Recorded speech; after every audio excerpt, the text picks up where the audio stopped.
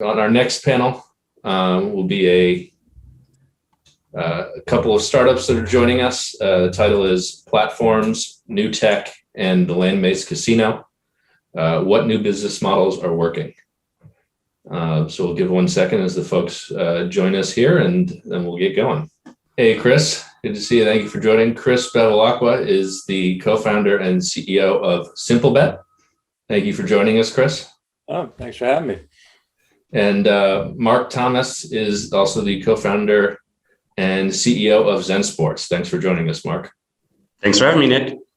We had a third attendant from Ultimate Gamer who unfortunately had a last-minute scheduling conflict, but I promise we're going to have a very good conversation here with the two of you. Really appreciate you joining. To start, we'll start with you, Chris. Why don't you tell us a little bit about Simplebet and what you guys do and your journey there? Sure. So I'm one of the co-founders and the CEO of Simplebet. We are a B2B technology company. We've been around for about 3 years. We actually founded the company about a month before PASPA got repealed. So always better to be lucky than smart. And since that day, we've spent the last 3 years, investing in technology around machine learning and automation, all building a technology platform that we describe as sort of the future operating system for all of in-play betting and micro betting.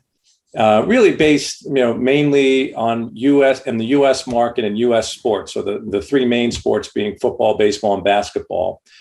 And our technology enables in-game micro betting, which means betting on every pitch in a baseball game, or every at bat, or every play or every drive in an NFL game, or every shot or possession in a basketball game.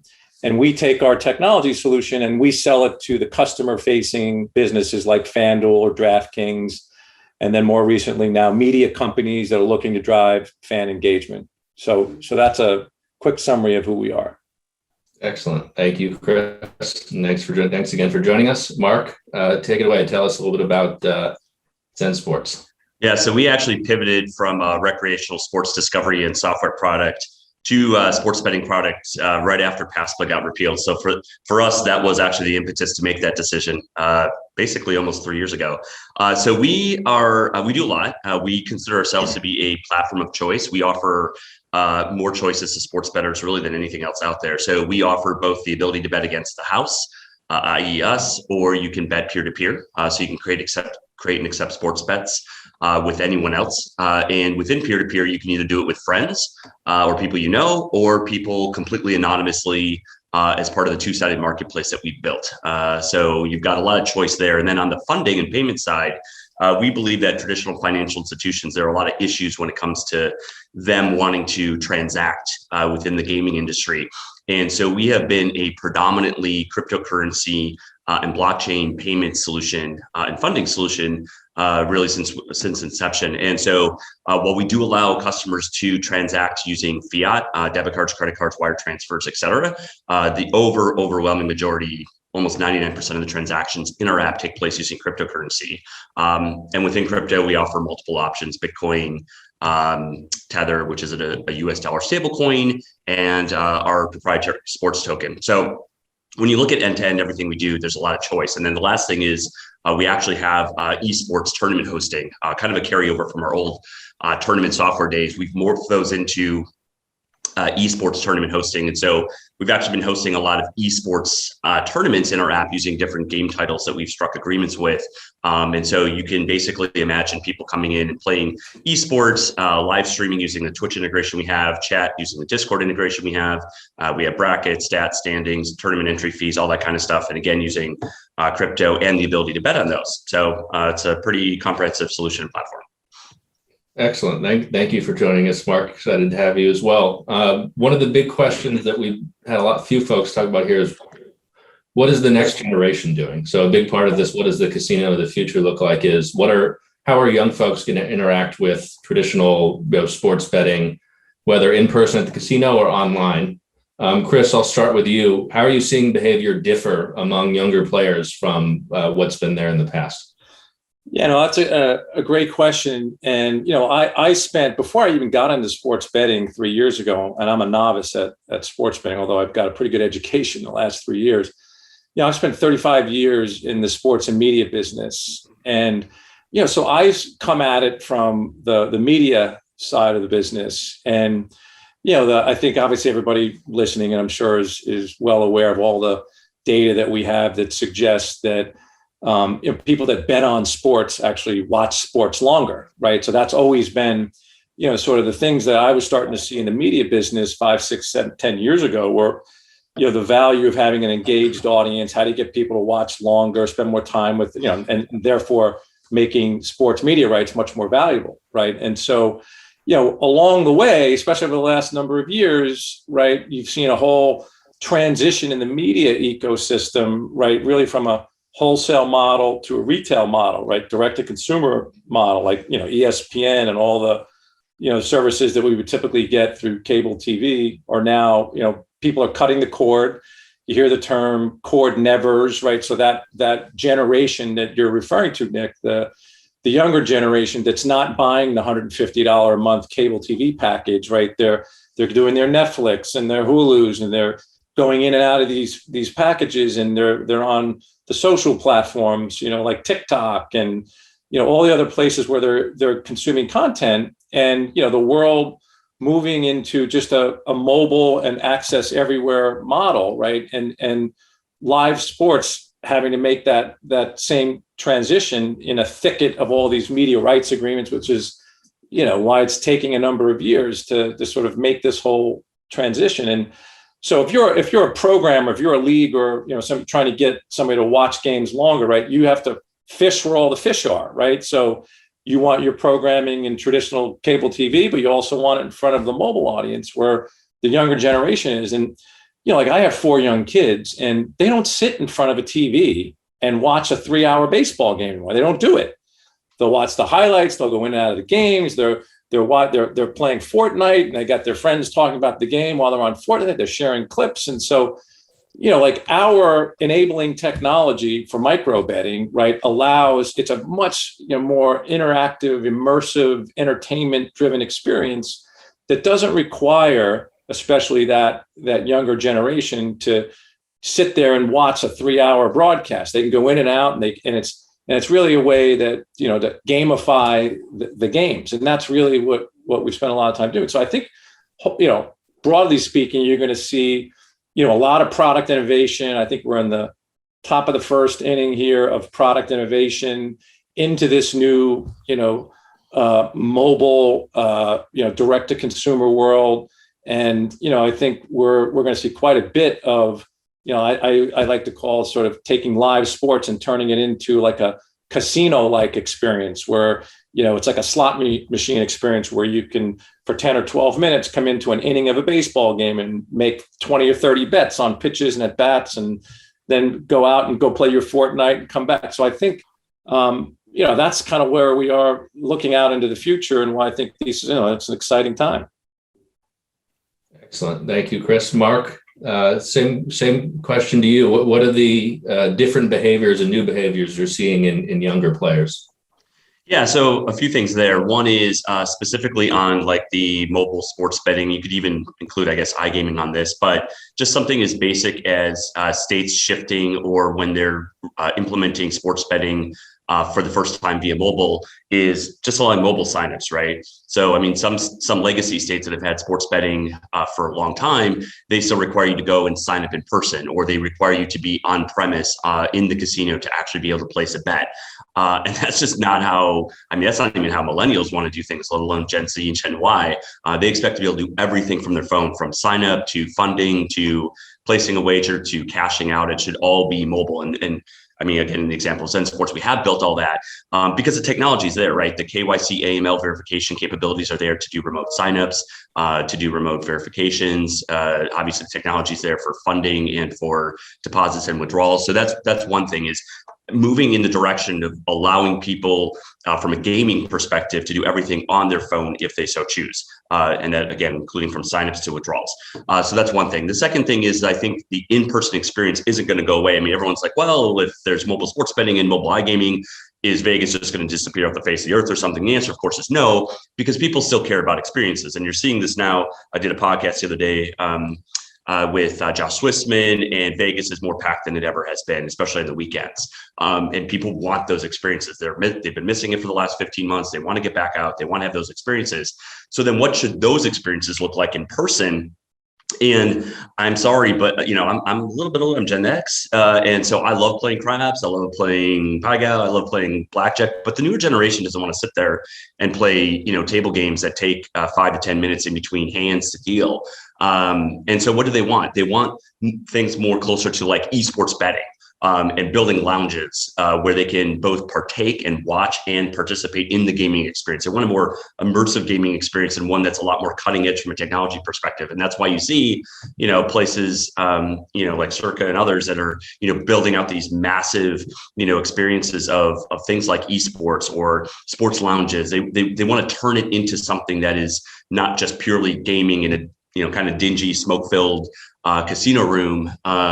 With a bunch of table games. They want it to be this really cool, interactive, immersive experience that's very similar to them, playing video games at home. And so I think those are the two biggest trends that I, kind of see happening over the next 5 years.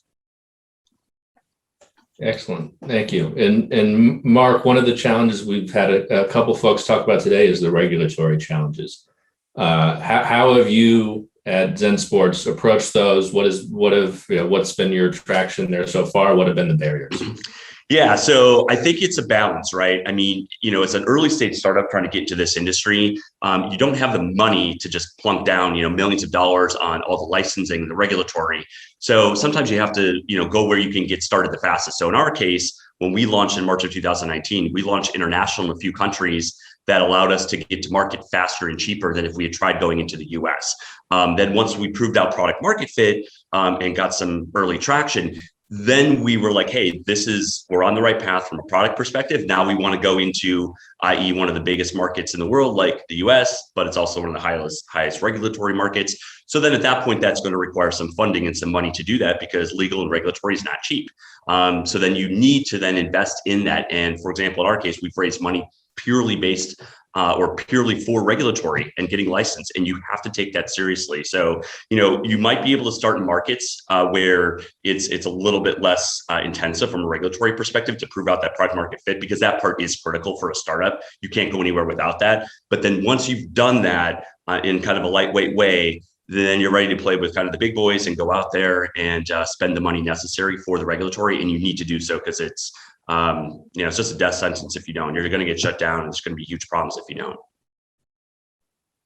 Great, thank you, Mark. Chris, how has your team approached the regulation challenge, and what are some lessons that you've learned from that? Yeah, I mean, we're maybe slightly different than Mark in that, obviously we have to be licensed because we're a B2B company, right? And so the license we typically have to have, it's all state by state, is either somewhere between a supplier and a vendor license.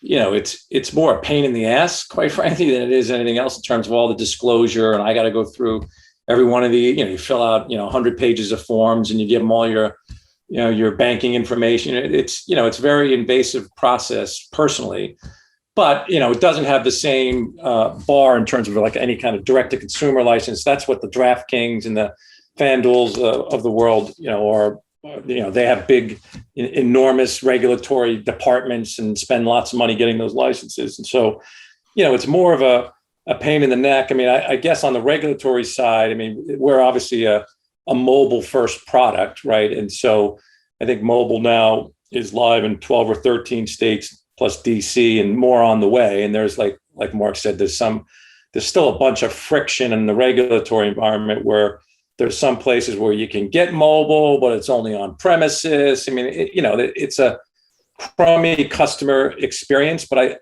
my sense is that over time that'll all get worked out as the real business itself is, at least all of the big ecosystem business is going to be in mobile. I mean, there's still, to Mark's point, a really strong business and important business on the retail side. And certainly our products will work in the retail environment, but where you can really scale, where the business really scales is in mobile. And eventually all the states will come around to that once you start looking for more revenue. So, it'll be a little choppy along the way, but we have plenty going on now to deal with the 13 or 14 states we're trying to get, live in. All right, thank you. And one of the other challenges that we've talked about today on the regulatory side, Chris, is cheating and fairness. I think one of the challenges when you're doing in-play betting is on latency and how real time is the data versus the offers that you're putting in front of players. How have you approached that at Simplebet? Well, I mean, two things. Number one, the really super exciting thing is, technologically, latency has already been solved. Like, there is already technology that exists. And if I had time, I'd show you a product that we're working on now that is literally zero latency on the video side, and it has our product underneath, and it's a single screen experience, and it's like real time. I mean, it's unbelievable. Problem is, like I said earlier in this discussion, there's all kinds of legacy rights agreements between the programmers and distributors that don't allow you to do stuff like that until some of those old agreements burn off. And then you can sort of get into, although I think it's now starting to move in that direction, as the NFL just did all their media rights agreements for the next 11 years. And they're the ones that are going to be big in driving all the change here in terms of how that's sold. But the other thing, the more important thing in the current environment, right, is we, like the way we make our product, right? And, you've heard the leagues all talk about the importance of integrity. We have to know that people can't cheat and can't cheat the system, right? And so in order for us to even make our products available, like, we have invested in machine learning and automation. So, like, an example in a baseball game is we can offer the ability for a user to bet on every single pitch of a baseball game. And the way it works is we have created this automation that creates a market, suspends the market, reprices the market, and then results the market all in a matter of seconds or minutes, right? So a baseball game is about 22, 23 seconds between each pitch. So that means we have to do all that in a very short amount of time, right? And we get a signal from the official data provider, right, that says pitcher ready. So his foot's on the rubber. It closes the market. So there's no way anybody could know what the result of that pitch is going to be before the market is closed. That's the way it works for football. When the quarterback is going up to the line, they close the market. And so, we've sort of built a product, right, that preserves the integrity of the game, which is really important, obviously, to all the IP rights holders, because you have to have confidence that people aren't screwing around with the results. And so, the machine learning aspect of it and all the automation, because it's all done through machines and machine learning. We get about 10 years of historical data. We build all the models. Then we take the live incident feed, and that all goes together. And that's what creates all that level of automation. Thank you, Chris. Mark, another area that's important from a regulatory sense is crypto. And that's been a major part of your success. What do you see as the role for blockchain and crypto in the wagering space? Well, it's huge. So first of all, there's a lot of pain points, as I kind of mentioned before, with traditional financial institutions and gaming. The first is I would say 30 to 40% of the time, banks will just flat out decline transactions to gambling platforms because they don't want to transact, even legal ones. So they don't care if it's legal or not. They just don't want to send money or transact or process credit cards or anything like that to those platforms. And even if they do process them, they're going to charge generally huge fees, both to the operator and to the customer. There's usually long settlement times to get your money in, get your money out. And then there's the issue of chargeback fraud on the operator side. So customers may go back and charge back wrongfully that or fraudulently that they didn't make a purchase when they really did. So those are four huge pain points of traditional fiat, i.e. government payments and traditional financial institutions within the gaming space. So in steps crypto and solves for all of that, right? So there's no big brother getting in the middle of a transaction. I can send anybody any money in the world for anything that I want. The costs to doing so are generally, very, very cheap, sometimes fractions of a penny, depending on which blockchain protocol you're talking about. The settlement times are instant or near instant, and there's no chargeback fraud or chargebacks because all transactions on the blockchain are immutable. Literally, gaming and gambling products are the first best use case for real world crypto transactions. And, kind of one of the pushbacks as well, crypto is volatile. people don't realize that there are stable coins, that there are cryptocurrencies that are tied and pegged to the dollar in terms of value. So you can actually bet in dollars while getting all the benefits of cryptocurrency. And so you saw recently that Wyoming became the first state to legalize sports betting using cryptocurrencies. And I think when you look at situations like what happened with Action 24/7 in Tennessee recently with a bunch of fraud on credit card purchases in their platform, you wouldn't get that with cryptocurrency. And so as the government becomes more comfortable and realizes these huge benefits with cryptocurrencies, I think you're going to see most transactions in the gaming space move towards cryptocurrency because it solves all these pain points that we just kind of talked about. Got it. One question we had earlier from the audience related to crypto was about NFTs. Do you see any role for NFTs in the gaming space? Yeah, possibly, especially with things like contests, leaderboards, like, for example, like the March Madness bracket or the NBA bracket that you might get with NBA.com or, any of these other platforms that you can go bet on. Basically, and you could do like NFT trophies where people could get trophies for taking 3rd place or 5th place or 10th place.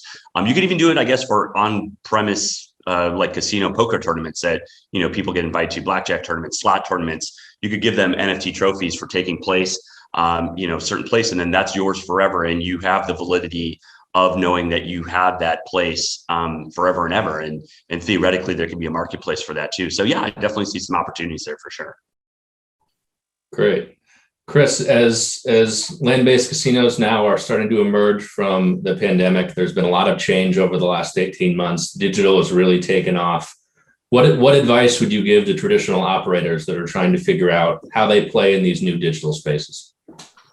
Yeah, it seems to me that, as a whole, they seem to be behind the mobile guys, obviously, right? Because that's where all the, FanDuel and DraftKings each got 1.5 million customers, and they're, you've seen, obviously, they're getting big market share on the mobile side. And, but then you look at, someone like MGM, right, that has all these incredible, a great brand, incredible, locations, land-based assets. And you just think about all the omnichannel, marketing opportunities, right, that exist, at some of those big brands, big land-based casinos. So certainly on the marketing and the customer acquisition side, and plus, it also feels like just in terms of what's happening on the regulatory front, that sports betting, right, is the tip of the spear to then get into iGaming, right? And so if you're using like sports betting, as a marketing tool for an on-ramp to iGaming, where there seems to be a much bigger potential TAM for some of these big brands that have, existing customer bases and existing real estate footprints, you could see a lot of innovation coming out of that, a lot of, marketing, customer acquisition efforts that ought to be, they ought to have an edge on, candidly, versus just the mobile only. So it feels to me like that's where the big investment's going to come from on the marketing side. Great. Thank you, Chris. Mark, same question to you. What advice would you give to traditional casino operators?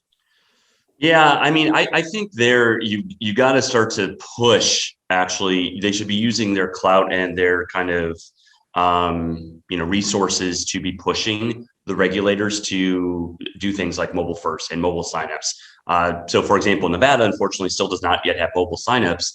I'm hoping that comes up, but in a lot of ways, a lot of the land-based casinos kind of stop that. They don't want mobile signups because they actually want people to come in and sign up in their casino. But going back to what I said earlier, I don't think that's why people are showing up in the casinos to go sign up for a mobile sports betting app. They're not going to all of a sudden go, well, because I can sign up for this mobile app in the casino, now I'm going to go there and gamble and do a bunch of other stuff.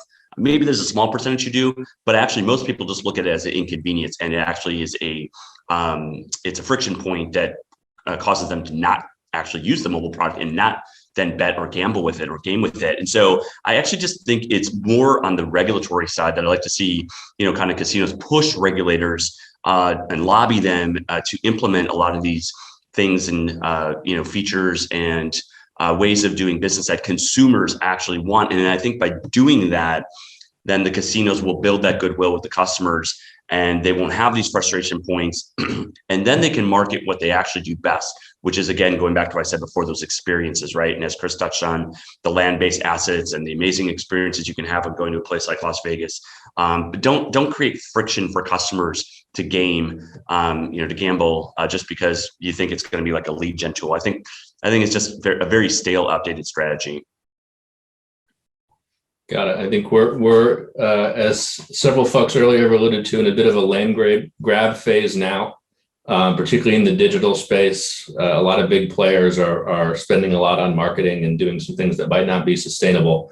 Where do you think this shakes out in a few years? What does the industry look like, say, 3 years from now? Chris or I?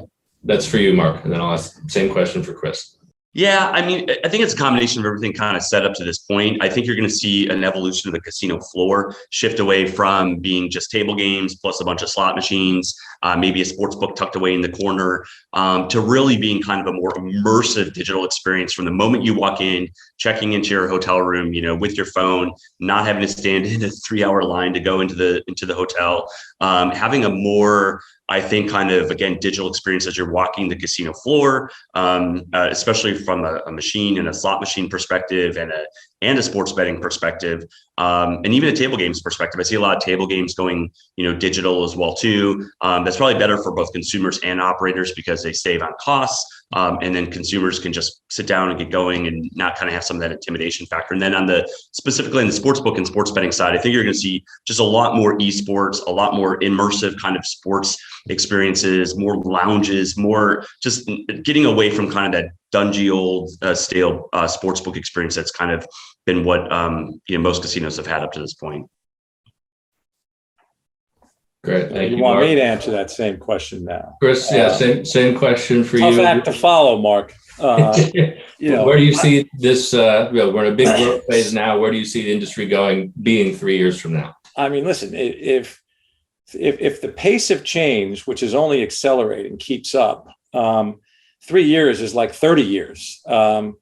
Here's what I see is I see a continued, if not accelerated, M&A world, right? And I think you're going to see, a much more aggressive collision between media and sports betting, right? I think we're at the early stages of that. But I think a lot is going to happen here over the next 3 years. I think the regulatory environment still seems to be in an accelerated pace. So I think, 3 years from now, with all the M&A, you probably, are going to have, a lot of involvement, if not control, on the media side because of the engagement aspects of, sports betting and any kind of sports betting, whether it's daily fantasy or free to play or anything that gets people watching longer, especially as we're making this move in the media ecosystem from wholesale to retail.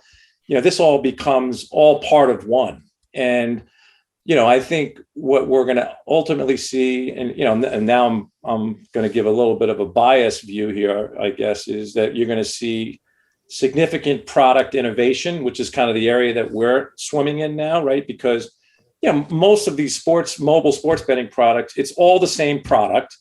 I call it a race to the top, not a race to the bottom, because it's who can spend more to get a new customer, right? The CAC costs of, between FanDuel and DraftKings, you're talking about $300, $400, $500 every new customer, right? Whereas if you come up with real product innovation and you put new products out there and products that don't have friction with the end user and it's easy to use and you can go in and out and it's a single wallet and it's marketed the right way, that it's discovered the right way, it's presented the right way.